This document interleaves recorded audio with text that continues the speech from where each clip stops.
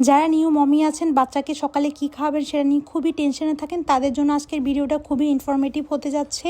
বাচ্চা যখন সলিড খাওয়া শুরু করে তখন সকালবেলা ঘুম থেকে উঠে ভাবি যে কি বানানো যায়, কি খাওয়ানো যায় সকালবেলায়।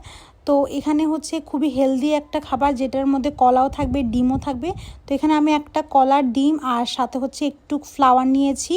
তো এখানে আমি কলাটাকে ম্যাশ করে নিয়েছি কাঁটা চামচ দিয়ে, আর খুব ইজিলি হচ্ছে কাঁটা চামচ দিয়ে ম্যাশ হয়ে যায়। আর এখানে একটা ডিম আমি ভেঙে নিয়েছি, এটার ফুলটা আমি ইউজ করব না, এখানে হাফটা আমি ইউজ করব। তো এটা আগে আমি ফেটে দিয়েছি, তারপর এটা কলার সাথে আমি অর্ধেকটা দিয়েছি। এখন দুটো একসাথে মিক্স করে নিব। দুইটা একসাথে মিক্স করা হয়ে গেলে এখানে আমি সামান্য পরিমাণ ফ্লাওয়ার দিয়ে নিয়েছি। তো এখানে আমি আজকে লাল আটাটা ইউজ করেছি, আপনারা সাদা আটাটাও দিতে পারেন।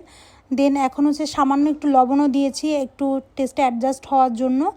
তো এখানে আমি একটু বাটা দিয়ে নিয়েছি, বাটারের মধ্যে করলে অনেক সুন্দর গ্রান হয়, আর বেবিদের জন্য বাটার কিন্তু অনেক বেশি হেলদি তেলের থেকে। তো আপনারা ট্রাই করবেন যে বাটারটা ইউজ করার। এটাকে এখন আমি লো টু মিডিয়াম আছে একটু ব্রাউন করে ভেজে নিয়েছি, আর এটা খুবই ঝটপট হয়ে যায়। দেন হচ্ছে আমি এখন আমার বেবিকে ঠান্ডা করে খেতে দিব।